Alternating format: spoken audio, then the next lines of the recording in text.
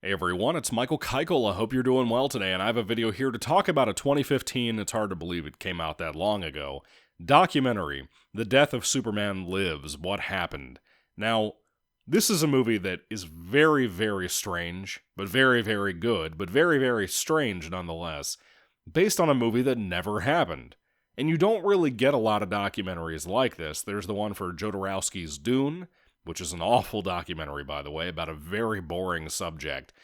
But most documentaries about film that come out are about movies who were made, like the Halloween franchise, or Nightmare on Elm Street, Camp Crystal Lake Memories, and all of that. And I love documentaries in general, but especially about things I love, like movies. This is a story that is basically an expansion upon what Kevin Smith talked about years and years ago, like early 2000s, mid 2000s, on this Q&A special he did called An Evening with Kevin Smith. Now, I like Kevin Smith a lot, and he's here, by the way, too. Pretty much everybody involved but Nicolas Cage, they got involved to be interviewed for this documentary. It was a fascinating documentary. Even though I knew a lot of the details because of Kevin Smith's story and a lot of other stuff that people had talked about online, for the uninitiated, I learned a lot. For the uninitiated, this is basically about a Superman movie that was going to be made in the 90s, starring Nicolas Cage as Superman Clark Kent, that was going to be directed by Tim Burton. It was going to be written, and it was written at first by Kevin Smith, and then he was fired. Tim Burton wanted somebody else. And there was so much drama surrounding this project. Everything from releases of photos of Nicolas Cage in the costume that apparently the fans tore into, which was unfair because Nicolas Cage was in mid-blink when it happened. I had never heard about this story until about 10 years ago, and hearing Kevin Smith talk and tell the story at that Evening with Kevin Smith thing was so funny. You can find the story still online. It's like a 15-minute long story, and it's hilarious, dude. It'll make you laugh your ass off. Kevin Smith should have went into stand-up comedy more than anything. He's really good with storytelling, but he's better at that than he is making movies. That's the shameful, sad thing about all of it. And I love Kevin Smith, even though he's a fucking shill for DC and Marvel, but still. So there's so much drama that surrounded the potential making of a movie that never happened, that this movie just had so much going on in it, and it was such a well-made documentary. It wasn't just interview, archive footage, or anything like that. It was filled with, animated drawings of different sketches and whatnot that Tim Burton had described, and I think even shown to John Schnepp, the guy who directed the film, that they actually had animated and, walking around on the screen and stuff. They talk about a lot of casting choices they were going to have. Kevin Smith talked about a lot of different villains and whatnot that were going to be in the movie. And I think his script is online. I could be wrong about that. I would love to read that at some point and just make a video talking about my thoughts on it. Because it sounded wacky as hell. The stuff that the kind of producer, studio head, John Peters, had told Kevin Smith he had to do, like including a giant spider, which ended up in Wild Wild West. Everybody knows that part of the story if you're not a normie.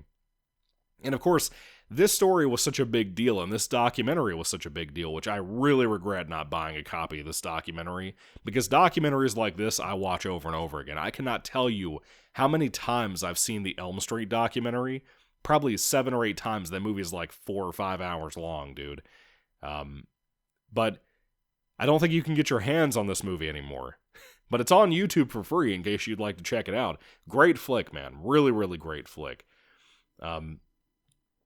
But for the story to be such a big deal in nerd pop culture nowadays, which, again, it wasn't 10 years ago, to be honest.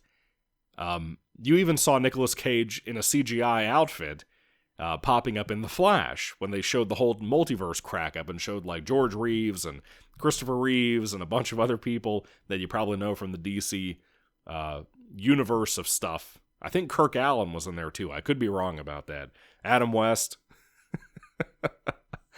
You got to see Nick Cage fighting a giant spider in one of the different scenes they showed towards the end of that movie. And my eyes never rolled harder. And even Nicolas Cage didn't like it when he talked about it in public and said the shit he shot wasn't even in the actual movie, you know? But that's how big this story got. You've probably heard of the story before, but again, if I'm reminding you of the documentary's existence, you should totally go check it out if you haven't watched it yet. Because again, it's been out for like 10 years, and I just kept forgetting about it, never got around to watching it. And I regret that, because this was a blast. Everything from the editing of it to the way the interviews are kind of interweaved. It's fascinating. It was cool hearing like Christopher Walken was possibly going to play Brainiac. It was cool hearing new details about like the villains, like I said. They were going to have like Cyborg Superman was going to be in here at one point, which was kind of crazy to me. I never heard that. I loved it. Really great documentary for any of you hardcore Superman fans.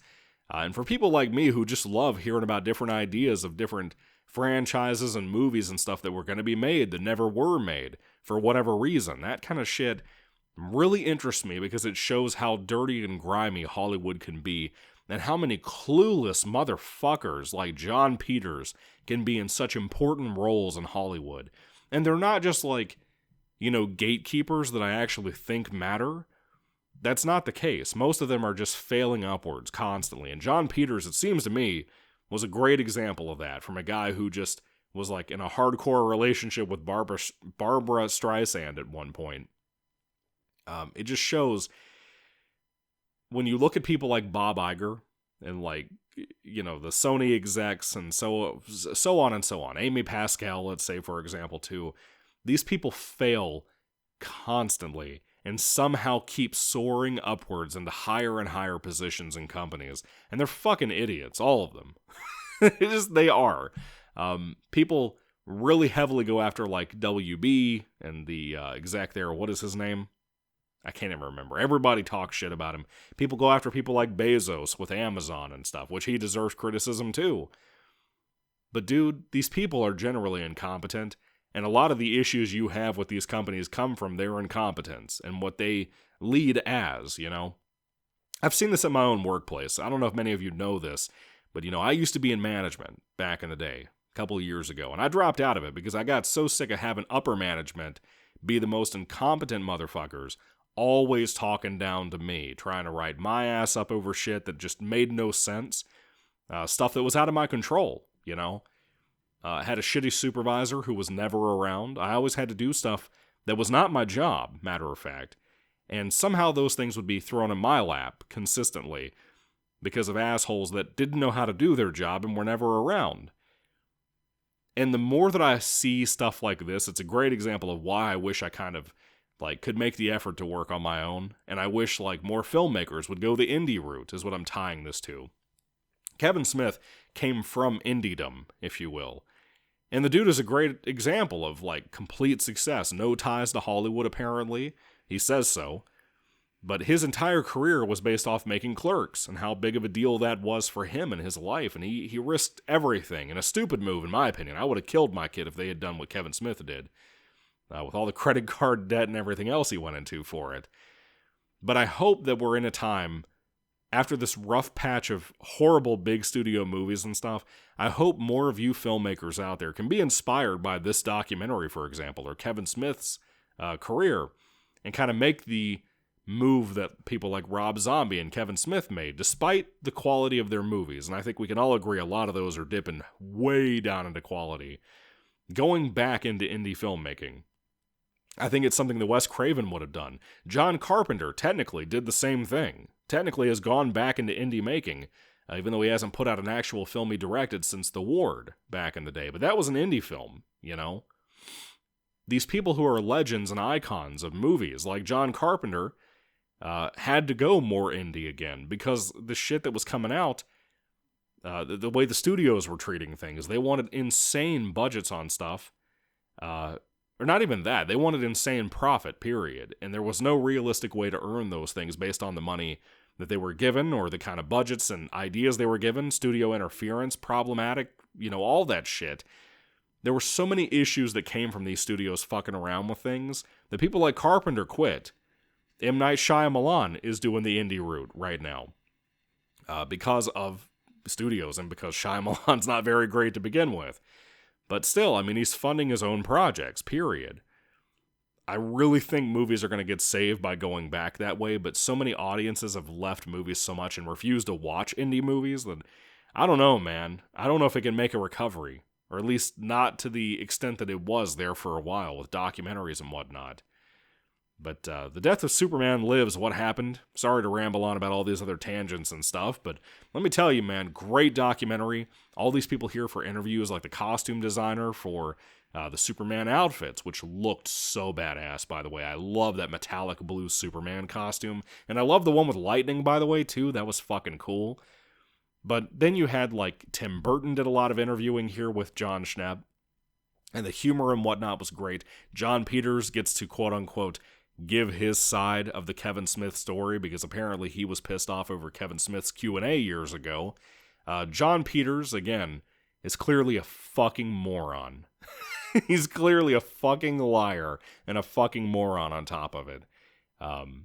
It really shows people like me. Like, I think I've told you guys a little bit about this. I've wanted to get back into writing, and the only thing I'm really decently okay at with writing is screenwriting.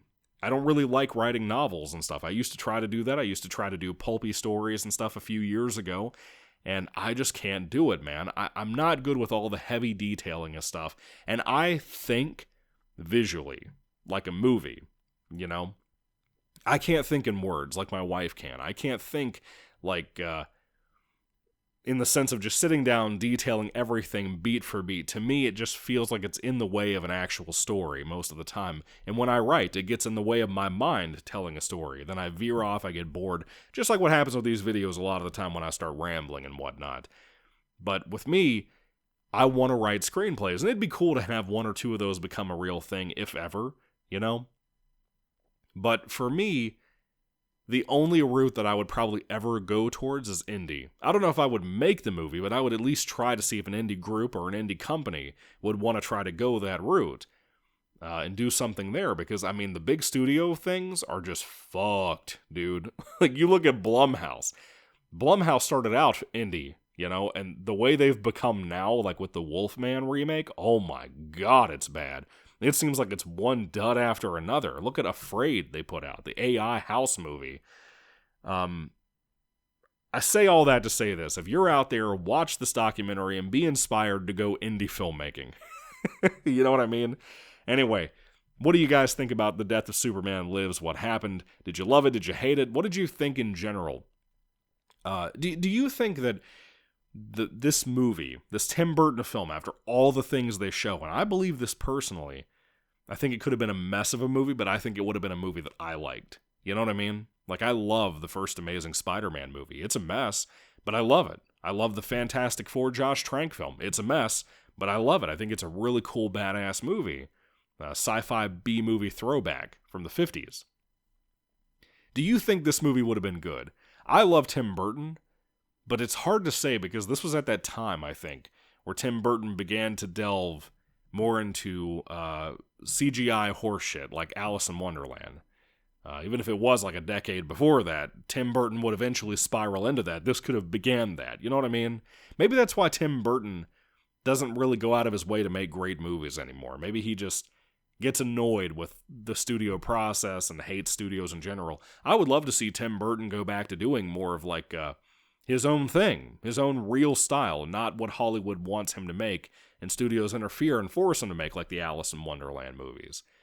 Because you can feel that's not the movie he wants to make. In my opinion, anyway. So yeah, let me know what you're thinking about all this stuff that I've rambled on about down below. I gotta go do some housework. Thank you all for watching, guys. God bless you all. Catch you later, and goodbye.